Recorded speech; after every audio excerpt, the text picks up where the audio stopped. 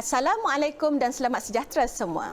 Pada hari ini, kita akan menjalankan satu uji kaji untuk melihat langkah-langkah dalam penyiasatan saintifik mengikut urutan yang betul. Uji kaji kita pada hari ini ialah bagaimana panjang bandul mempengaruhi masa bagi ayunannya. Baiklah murid-murid, sebelum kita mulakan uji kaji, terdapat beberapa langkah-langkah yang perlu dipatuhi dalam penyiasatan saintifik. Langkah 1, mengenal pasti masalah. Untuk uji kaji ini, kita akan melihat bagaimanakah panjang bandul mempengaruhi masa bagi satu ayunan lengkap. Langkah 2, membina hipotesis. Hipotesis bagi uji kaji ini adalah semakin panjang bandul, semakin panjang tempoh masa yang diambil untuk satu ayunan lengkap. Langkah ketiga dalam penyiasatan saintifik ialah merancang eksperimen. Dalam uji kaji ini, terdapat 3 pemboleh ubah yang terlibat, iaitu pertama, pemboleh ubah yang dimanipulasikan, panjang bandul. Yang kedua, pemboleh ubah yang bergerak balas, masa untuk 10 ayunan lengkap. Yang ketiga, pemboleh ubah yang dimalarkan, jisim bandul dan sudut ayunan.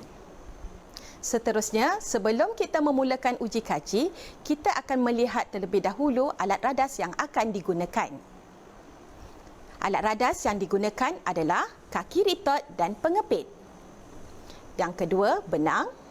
Yang ketiga, bandul atau ladung. Yang keempat, jam randik. Yang kelima, pembaris meter. Dan yang keenam, gunting.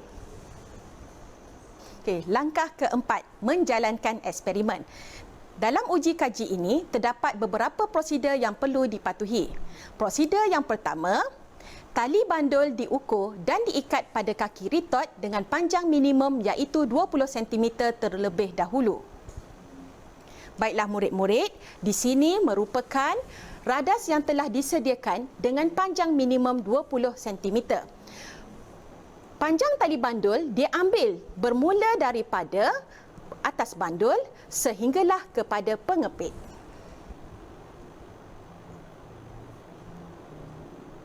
Prosedur 2. Seterusnya, masa bagi 10 ayunan lengkap bandul akan diambil. Tahukah murid-murid bagaimanakah untuk mengira satu ayunan lengkap? Ayunan lengkap dikira apabila bandul ditarik ke sudut A. Kemudian, bandul dilepaskan. Dan apabila bandul kembali ke sudut yang sama, satu ayunan lengkap telah dihasilkan. Baiklah, sekarang kita akan mulakan untuk mengambil masa bagi 10 ayunan lengkap. Bagi mendapatkan masa 10 ayunan lengkap ini, jam randik perlulah ditekan serentak dengan bandul yang dilepaskan. Dan kiraan untuk 10 ayunan dimulakan.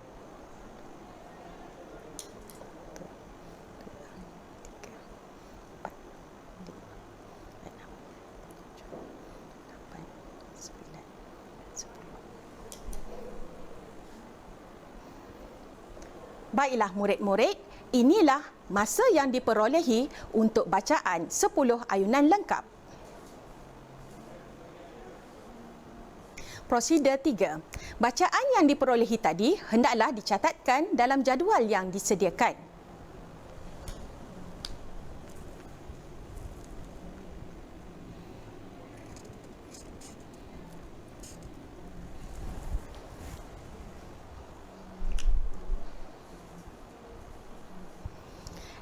Eksperimen ini diulang sebanyak 3 kali untuk mendapatkan bacaan yang tepat. Paparan menunjukkan data yang diperolehi daripada 3 bacaan dengan menggunakan panjang tali bandul 20 cm. Eksperimen ini diulang dengan panjang tali bandul yang berbeza seperti yang ditunjukkan dalam jadual. Langkah 5, mengumpul data. Setelah eksperimen bagi 5 bacaan panjang bandul diselesaikan, kita akan memperolehi data yang lengkap seperti dalam jadual berikut. Jadual yang dipaparkan adalah jadual contoh keputusan yang diperolehi daripada uji kaji yang dijalankan. Daripada data yang diperolehi, kita boleh membina graf untuk menunjukkan masa bagi 10 ayunan lengkap dan panjang bandul. Paparan menunjukkan contoh graf masa bagi 10 ayunan lengkap melawan panjang bandul berdasarkan jadual keputusan yang telah ditunjukkan sebentar tadi. Langkah 6, menganalisis dan mentafsir data. Daripada graf, kita dapati bahawa apabila panjang bandul bertambah, masa yang diambil untuk membuat 10 ayunan lengkap juga bertambah. Langkah 7, membuat kesimpulan.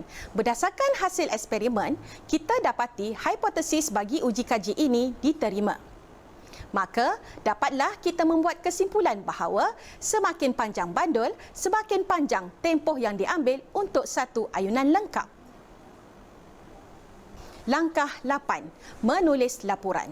Baiklah murid-murid, setelah membuat kesimpulan, kita perlu melaksanakan satu langkah yang terakhir dalam penyiasatan saintifik iaitu menulis laporan. Laporan yang lengkap perlulah mengandungi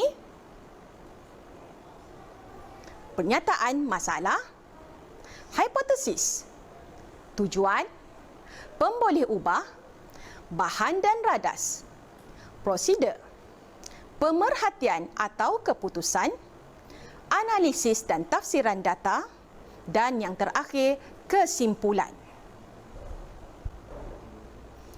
Itu sahaja untuk hari ini. Semoga murid-murid dapat menjalankan uji kaji dengan menggunakan langkah-langkah dalam penyiasatan saintifik mengikut urutan yang betul. Sekian, terima kasih.